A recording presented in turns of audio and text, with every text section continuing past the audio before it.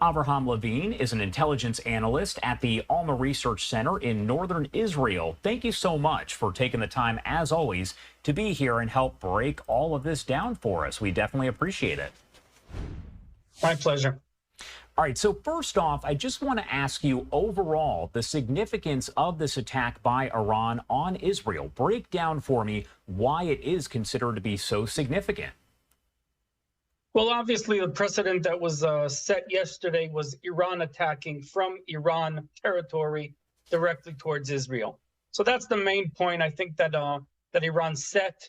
And I think that's the main thing they were trying to create here is an equation that if we hit Iran, they can and will attack from their land.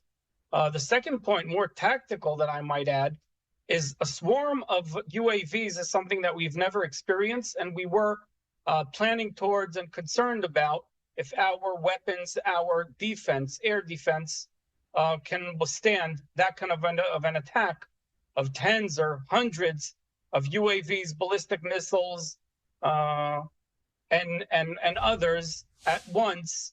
And we did all right, which was interesting to follow, and for the first time, literally follow live because we got the news a couple of hours before it happened. As you're watching the video of all of this kind of unfolding and you realize that these missiles, these drones are headed right for you, what's going through your mind at that point? Well, I must say that although the news came out, it was pretty clear. You already heard the essentially, they're on the way. This is not an assumption. This is not a plan. The missiles are on the way. But on the other hand, we're prepared. We've been waiting for this in a sense. We understand why United States and Israel have been meeting and planning towards this attack. It was not a surprise in that sense. And I think everyone was ready. I didn't see any panic. I was outside. It was the middle of the night, but I was actually up literally most of the night. And everyone went to bed on time, well prepared, knowing what might happen. I didn't see any panic or any special excitement before this happened. Your thoughts overall on the U.S., U.K., and other allies helping to shoot down the drones and the missiles and essentially help to protect Israel there? Was any of that surprising to see everyone kind of come together to help? Well, in Hebrew, we have what's called, we call it a test under fire. So for the first time, we see the coalition working under fire, defending a massive attack from Iran. This is not a virtual threat or diplomacy. This is a kinetic attack, a massive one, and we see it working together. I think that's a good message for the people here in Israel, for us to feel safe. It's also a good message for all the rest of the allies in the Middle East, seeing Iran can be stopped and will be stopped if we stick together. Do you think, based on what you've seen, that Iran was trying to cause extensive damage and casualties, or was this essentially more to send a message? I think it was first and foremost to send a message, right? The message was, you hit Iranian soil in Syria and Damascus, but you hit our general, our embassy, our council, and we'll hit you back. So it might be saving face. We cannot, just take that and shut up. And if you think about the targets they chose, you also see the clear message, we're retaliating for that attack. So their main targets were in the south, Army, Air Force bases, where the attack apparently came from in Israel, and the Golan Heights. As we speak, I hear another airplane flying over us here in the Golan Heights. But the Golan Heights, as the questionable territories that belong to Syria, where the first attack happened. So it's clear that they're attaching the attack in Damascus at the beginning of April to this retaliation, and not just leaving it out there as in we're attacking Israel for no reason. Were they hoping for more damage? I'm pretty certain they were. I mean, they didn't go for just throwing missiles in the middle of nowhere, which happened before. There were clear targets here. And I think that's the message they were trying to send. And I do want to talk about some of those targets overall. Which areas from what you've seen were actually targeted by the strikes? So there's several Air Force bases in the south that were targeted. They might have been, I don't really know, they might have been where airplanes left to attack Damascus, which we officially did not take responsibility for anyway, and the Golan Heights. I'll say something about places that were not targeted. Tel Aviv was clearly not targeted. So when we hear about an attack on Israel and Tel Aviv, Haifa, Jerusalem are not the target, this is not the attack from Iran. It's a retaliation for another attack. It's another move. And although it set a precedent on their side, they also saw the results. And they'll probably study them carefully why they failed so miserably. We know that Iran, their top commanders have come out today and essentially warned Israel that if they do retaliate here, that there will be a larger conflict, a larger attack. Do we think that Israel is going to respond in some way? Well, I sure hope we won't keep this escalation and try and one-up each other in the upcoming weeks. I think Israel is thinking about it, is not doing anything hasty and fast, and I think we'll try and keep the coalition working together. We already managed to cooperate with U.S., with Britain, just like you said, even with Jordan and Egypt in a sense. I think we want to keep that together, and if we could form a plan together, then that might happen too. Anything surprising? There was nothing surprising, I'm sure, about the U.S. and the U.K. getting involved to help. But what about Jordan? What does that say to you that Jordan got involved to help shoot down some of those drones and missiles? Well, Jordan obviously is the outlier, but even U.S., we've seen a lot of tension between U.S. and Israel lately, and a lot of arguments and disputes about Hamas, about what's the future of Gaza, about Rafah, about Judea and Samaria. And I think it's important to focus back, and maybe this is one of the good consequences of the current conflict, is to bring us all back together to the basic facts. We have common interests in the Middle East. We have common enemies in the Middle East.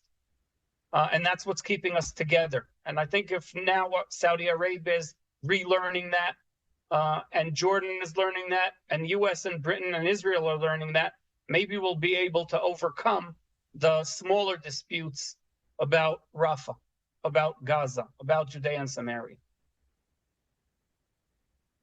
And obviously, there is still kind of a lot left to figure out here. There's a lot of questions about what does happen next. Tell me about the fractured relationship here between the U.S. and Israel. We've talked a little bit about that, and we know that there's been some disagreements between both Netanyahu and Biden. We've heard a lot of back and forth over the past several months here. But does this kind of show that maybe the U.S. does stand strongly with Israel despite maybe some differences? It certainly reconfirms our alliance in many ways, in a big way, for me at least, to see our armies working together. I hope it has an effect on the rest and doesn't remain in this level. I think if we can plan together and remember the interests of Israelis to live safely, there's more than Iran here. Hamas still wants to destroy Israel. Many houses in Gaza have a map of all of Israel, meaning they want to take our homes. We're still being attacked in Judea and Samaria. A kid, 14-year-old, was murdered brutally in Judea and Samaria on the weekend. It sort of got slipped through the news with all the drama in Iran. And I think it's important to remember there's many terror attacks that we do not hear. Definitely not in the States on the news, and they happen daily. And I think we should remember that when we think of Israeli actions here, and not just look at them as if, why is Israel being aggressive, or any of those questions. We know that we hear the term proxy. We've heard a lot about Iran operating through its proxies. Explain to me, for folks who are watching right now, what those proxies are, really who they are. So essentially, what Iran set, and they set the players on the table a long time ago, is they decided to fight Israel, to fight the West, till the last drop of someone else's blood. Instead of using Irani forces, instead of using the territory of Iran, as we said the first time happened last night, they're using other forces. Their biggest proxy is Hezbollah in Lebanon, moving the Shiite revolution from Iran to Lebanon in a religious way, education, wealth, health, and also military force. And right now, the biggest military force in Lebanon is a proxy of Iran. Their leaders are Khamenei, not necessarily Prime Minister of Lebanon or the president that Lebanon does not have currently. They also have proxies in Iraq, Shiite militias in northern Iraq that are preparing also for attack. They have proxies in Syria, again, Shiite militias and Golan File, Hezbollah units in Syria. In Yemen, the Houthis. So essentially, they're setting players on their side, training them, funding them. Also, Hamas in Gaza, although Hamas is Sunni, when there's a common enemy, and this time we're speaking about Israel, they work well together. And what Iran wants to do is a unification of fronts. They want to make all of these units work together against Israel without sacrificing Iran at all. Want to talk, my last question for you here, about the IRGC. There's been a lot of discussion about them, and I know that there is an emergency meeting of the UN Security Council to essentially condemn Iran for its actions, but also to label the IRGC as a terrorist organization.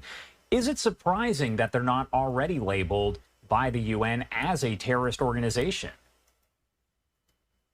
Nothing surprising about the UN here in Israel. But it's about time we start speaking about this. IRGC has two main interests. The first and foremost goal of the IRGC is to be the loyal military force to the Iranian regime since the revolution. That's why they get more funding, more support, better weapons than the Iranian army. But the second goal, their second interest, is to build these proxies, support these proxies, and essentially Iran is an agent of terror all across the Middle East.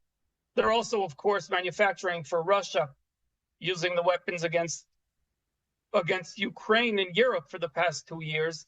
So what starts here in the Middle East does not stay here. We see airplanes also going from Tehran to Damascus to Beirut. Sometimes they also reach other countries, such as Venezuela, Caracas, closer to the US. So Iran is an agent of terror, and it's about time that UN starts speaking about the IRGC and how they're spreading weapons to be used against Israel, against America. Remember, the Houthis' flag says, Allah is great, death to America, death to Israel. That's the first three sentences. And that's just copying Iranian ideology to Yemen. All right, Abraham Levine, thank you so much, as always, for taking the time to be here with us and have a detailed discussion about all of the happenings there in the Middle East. Anything else you want to add about any of this before I let you go? I would just like to think about this, the current last few days, as an opportunity to work better together, to cooperate and understand each other's interests. In Iran, it's easy to see the interest of the whole world. I hope we can maintain the same line and understand the interest to eliminate the threat from Hamas and Hezbollah as we go forward in Rafah and in Lebanon against Hezbollah, still shooting at us last night and today.